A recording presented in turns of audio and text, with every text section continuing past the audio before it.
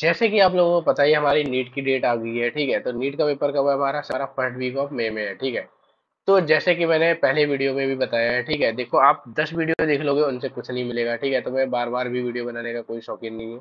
ठीक है, तो मैं पहले भी बता चुका हूँ, आपका सिलेबस कैसे भी एंड करना होगा। कब करना होगा? एंड ऑफ दिसंबर या जनवरी में। ठीक है, नीट के पेपर अगर आप सीरियस में प्रिपरेशन कर रहे हो, ठीक है, अगर आप ड्रॉपर हो गए तो आपको पता ही होगा, तो बताने की कोई जरूरत नहीं है। ठीक है, और अगर आप 10 वीडियो डेली देखते हो ना, उससे भी कोई फायदा नहीं निकलेगा। मेरा वीडियो भी मत देखो, मैं खुद बोल रहा हूँ। मैं एक रियलिटी बता रहा हूँ, अगर आप 10 वीडियो देखोगे ना, उससे कुछ भी नहीं मिलेगा, क्योंकि लास्ट में आपको पढ़ना ही पड़ेगा।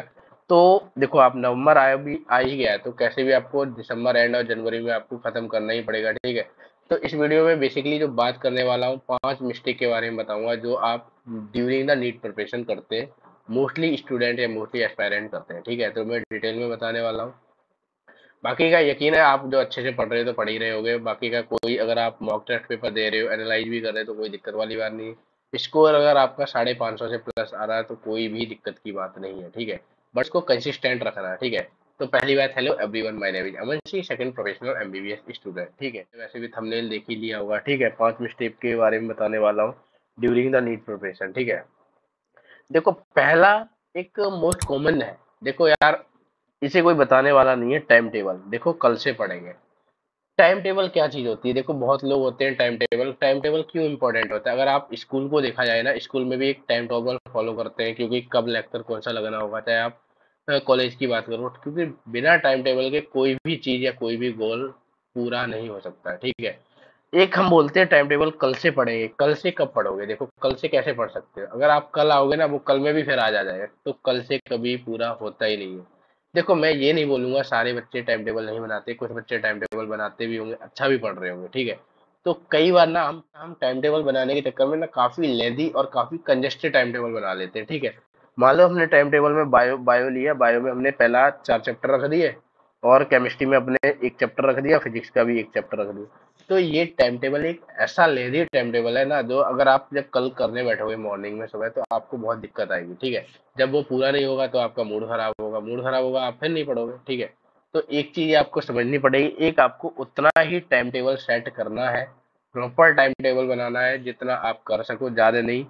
2 चैप्टर बायोलॉजी के, क्योंकि देखो अब बायो का वो वाला टाइम नहीं रहा। 24 में अगर नीट वीक क्रैक करना है ना, तो अब नोट्स बनाने का कोई भी टाइम नहीं है। ठीक है, तो आपको 2 चैप्टर बायो के और एक चैप्टर फिजिक्स, एक चैप्टर केमिस्ट्री खत्म करना ही करना पड़ेगा पर डे। ठीक है, बाकी का रिवीजन है। ठीक है, और टाइम टेबल का एक चीज आपको ध्यान रखना पड़ेगा। कौन सा ध्यान रखना है? अगर जैसे आप सो रहे हो, तो कल का टाइम टेबल सोने से पहले ना आपको पूरा फिक्स बनाना ही बनाना है। आपको बायो में इतना चैप्टर करना है, केमिस्ट्री में इतना करना है, फिर फिजिक्स में इतना करना है। ठीक है, और उस चैप्टर करने के बाद ना उस चैप्टर के एमसीयू भी लगाने, पीवाईक्यू भी लगाने, और न्यू न्यू कंसेप्ट वाले क्वेश्चन भी लगाने हैं। क्योंकि जैसे कि आप लोगों को पता है, हमारा बायोलॉजी और केमिस्ट्री में काफी सिलेबस डिक्रीजमेंट हुआ है। तो सिलेबस डिक्रीजमेंट होने का मतलब ये नहीं है मतलब पेपर इजी आएगा। मैं अब लिख के दे रहा हूँ, पेपर अब इस बार हार्ड आएगा, कंसेप्चुअल आएगा, और असेशन रीजन वाले बढ़ जाएगा। ठीक है, तो टाइम टेबल तो मस्ट है यार, किसी भी फॉर्म में लो। देखो बिना डिसिप्लिन और टाइम टेबल के नहीं होता। और कई बार देखो, जब आपने नीट पेपर दिया होगा या बाई चांस आपका खराब हो गया होगा, जब आप नीट प्रिपरेशन में आए होगे, ठीक है, तब आपने शुरुआत में ना बहुत जोश लगाया होगा, एक हफ्ते एक महीने ऐसा लगा होगा, मैं ये कर दूंगा, वो कर दूंगा, ये फाड़ दूंगा, वो फाड़। बट नहीं, as a time, with the passage of time ना आप स्लो हो जाते हो। ठीक है, कंसिस्टेंसी खो देते हो। अगर आपको नीट में सिलेक्शन लेना है, देखो नीट उतना हार्ड नहीं है जितना आप सोच रहे हो।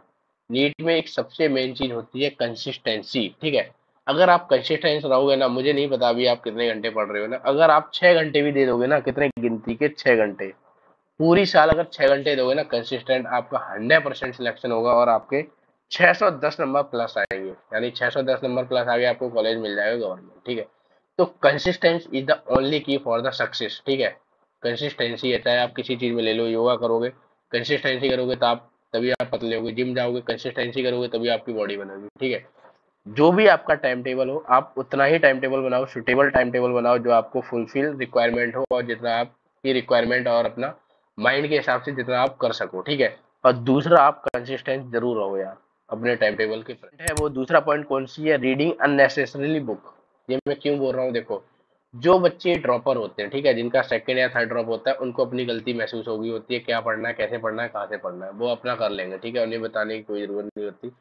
अगर कुछ बच्चे जो फ्रेशर होते हैं, या जो फर्स्ट ड्रॉप लेके आते हैं, जो ओवर कॉन्फिडेंस में होते हैं, ठीक है, उनको ऐसा लगता है हम एससी वर्मा कर लेते हैं फिजिक्स के लिए, ठीक है, और हम केमिस्ट्री के लिए ये बुक कर लेते, वो बुक कर लेते, इतने तरह तरह के क्वेश्चन आईआईटी जेई के लगा लेते, वो अननेसेसरी बुक होती हैं। अगर हम बायोलॉजी की बात करते हैं तो बायोलॉजी में बहुत लोग रेफरेंस बुक से पढ़ेंगे, ठीक है, जो बायोलॉजी में जो 10th 11th 12th में आती थी रेफरेंस बुक, वो पढ़ेंगे, ठीक है। बट मैं आपको एक ही चीज बताऊं, आपको सिर्फ प्रॉपर मटेरियल से पढ़ना है, और मोस्टली जो फॉलो करना है वो हमारा एनसीईआरटी है। अननेसेसरी बुक इस टाइम पे बिल्कुल नहीं छूनी है आपको, ठीक है। अगर हम बायो की बात करते हैं, बायो में सिर्फ एनसीईआरटी इनफ है पूरा, ठीक है। हाँ, क्वेश्चन के लिए आप फिंगर टिप्स ले सकते हो, या फिर जहाँ से भी आपके मटेरियल हो आप वहाँ से क्वेश्चन लगा सकते हो, ठीक है। अगर हम केमिस्ट्री की बात करते हैं तो हम अगर इसके लिए ऑर्गेनिक और इनऑर्गेनिक आप फुल ऑफ एनसीईआरटी पे भरोसा कर सकते हो, ठीक है।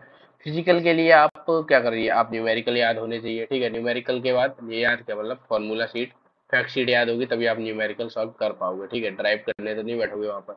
और फिजिक्स के लिए तो आपको नोट पढ़ने ही पड़ेंगे, उसकी कोई वो नहीं है, दवा नहीं है, ठीक है। तो आप अननेसेसरी बुक्स ना पढ़िएगा, क्योंकि देखो बहुत सारी मार्केट में अवेलेबल होती है, 36 साल का ये पढ़ लो, ये वो पढ़ लो, ऐसे हो जाएगा वैसे हो जाएगा। कोई एलन का भी मॉड्यूल पढ़ रहा है, कोई आकाश का भी पढ़ रहा है, कोई फिजिक्स वाला न्यू लाइट, पता नहीं कितने कोचिंग है, ठीक है। ई सरल के भी पढ़ रहे हैं, विजन के भी पढ़ रहे हैं, बहुत सारे आ रहे हैं, ठीक है। तो अननेसेसरी बुक आपको बिल्कुल नहीं पढ़नी। जो भी आपका मटेरियल यानी फर्स्ट साल में था, या जो आपने पहली बार पढ़ा, चाहे वो केमिस्ट्री का हो, बायो का हो, उसी पर आपको स्टिक रहना है टिल द नीट पेपर, ठीक है। उसको आप बार बार क्या करो, मल्टीपल रिवीजन करो, जितना भी हो सके उसको बार बार रिवाइज करो, और न्यू न्यू क्वेश्चन लगाओ। Using the mobile during the study time, ठीक है। जो बच्चे देखो टाइम टेबल के थ्रू पढ़ते हैं, या फिर ठीक है, जो बच्चे बिल्कुल मतलब मोबाइल से डिस्ट्रैक्ट नहीं होते, 4-5 मिनट पढ़ते हैं, ठीक है, जो भी आपने गूगल पे देखना हो, क्रोम पे देखना हो, देखना है वो देख लेते हैं, ठीक है।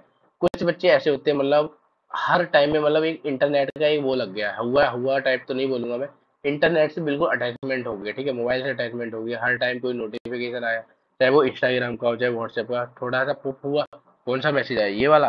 तो using the mobile during the study time बिल्कुल प्रोहिबिटेड है, इनिबिटर है, ठीक है।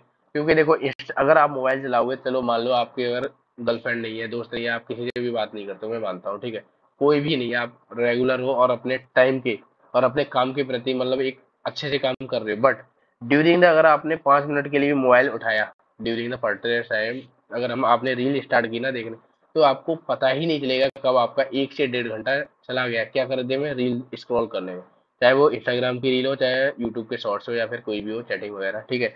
तो अपना मोबाइल को ड्यूरिंग द स्टडी टाइम अपना स्विच ऑफ करना है, चाहे पापा के कमरे में या मम्मी के कमरे में, जहाँ भी आप ना पहुंच सको वहाँ अपना मोबाइल रख देना है, ठीक है, फेंकना तो नहीं है।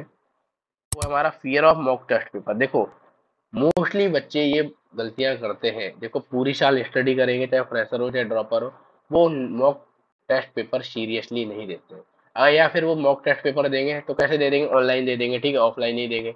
या फिर अगर मॉक टेस्ट पेपर देंगे तो उनकी एक और गलती होती है, वो बायोलॉजी वाला चैप्टर या पोर्शन अच्छे से अटेम्प्ट करते हैं, देन केमिस्ट्री अटेम्प्ट करते हैं, लास्ट में फिजिक्स आते आते टाइम नहीं बचेगा, या फिर छोड़ देते हैं। तो आपको मॉक टेस्ट पेपर पहली बार तो अटेम्प्ट करना है, चाहे आपका सिलेबस कंप्लीट हुआ हो या ना हुआ।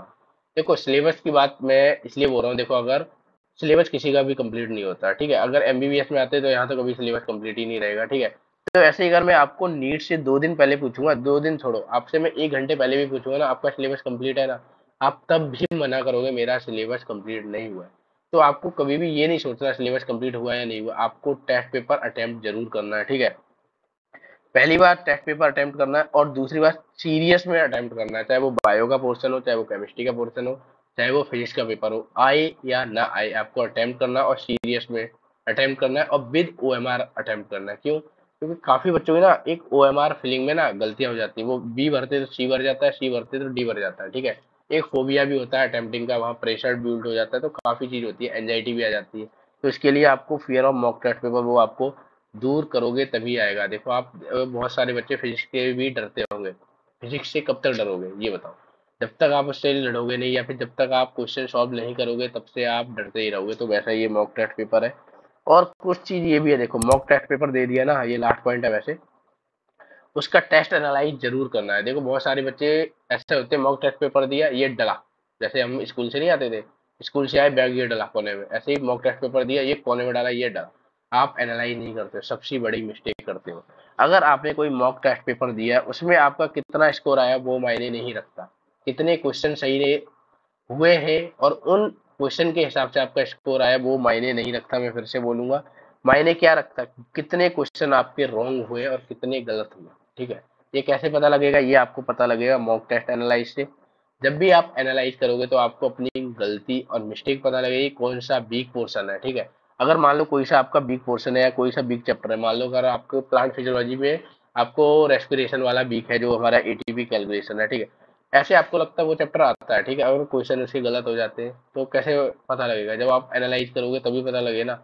तो फिर उसका आप एनसीईआरटी पढ़ो, एनसीईआरटी के बाद नोट्स पढ़ो, और उसकी मतलब अपनी जो आपकी वीकनेस होगी उसको दूर करो कैसे भी कैसे करके, क्योंकि अगर आप वो वीकनेस को एक बाइंड अप या फिर बर्डन बना लोगे ना तो बाद में बहुत दिक्कत देगी। ठीक है, तो इसको इकट्ठा मत होने दो, जिसको बैकलॉग बोलते हैं। ठीक है, तो आप टेस्ट मॉक टेस्ट जरूर एनालाइज करो, स्लीप प्रॉपरली। ये पॉइंट नहीं है, ये तो मैं जनरल के लिए बता रहा हूँ। देखो, कुछ बच्चे ऐसा होता है जो जोश में आ जाते हैं, देखो 6-7 घंटे इनफ है अगर आप कंसिस्टेंट पढ़ते हैं। ठीक है, तो जैसे नीट का पास टाइम आता है तो लोग 12 घंटे पढ़ने लगते हैं, 14 घंटे पढ़ने लगते हैं, क्वेश्चन सॉल्व करेंगे, ये करेंगे वो करेंगे, वो स्लीपिंग हैबिट अपनी खो देते हैं। तो मैं आपको पहली बात और लास्ट बात यही बोलूंगा, कोई भी सिचुएशन में हो, आप चाहे टेस्ट पेपर दे रहे हो ना दे रहे हो, पढ़ रहे हो या ना पढ़ रहे हो, आप अपनी स्लीप हैबिट पूरी ले और अच्छे से ले, क्योंकि अगर आप आधा स्लीप लोगे या फिर उसको स्लीप की साइकिल को कम कर दोगे ना, तो आपका जितना माइंड, जितना आप आउटपुट आ रहा है ना, उतना आउटपुट नहीं आ पाएगा। ठीक है, जब तक आप स्लीप हैबिट से अपनी पूरी नींद पूरी नहीं करोगे तो अपना उतना आउटपुट नहीं आ पाएगा और आपकी एफिशिएंसी बहुत कम हो जाएगी, डिक्रीज हो जाएगी। ठीक है, तो स्लीप लेना ही लेना है। और मैं तो ये बोलूंगा, पेपर से टेस्ट देने से पहले एक दिन आप अच्छे से सो यार, एक दिन सोने से क्या ही जाएगा, कुछ नहीं जाएगा, बट कंसिस्टेंट जरूर रहो। 6 घंटे तो आपको मिनिमम पढ़ने ही पढ़ने हैं, अगर आपको नीट में 2024 में सिलेक्शन लेना है। ठीक है, बाकी का थैंक यू यार, बाकी का तो आपको पता ही है यार, क्या ही बताने की जरूरत। ठीक है, वैसे 3 नवंबर आ गया है। ठीक है, तो कैसे भी आप जनवरी और दिसंबर में अपना सिलेबस बाइंड अप कीजिए, खत्म कीजिए, बाकी का रिवीजन कीजिएगा एंड फरवरी से या फिर शुरुआत फरवरी से। ठीक है, बाकी का मिलते हैं हम नेक्स्ट वीडियो में, तब तक के लिए जय हिंद जय भारत, थैंक यू।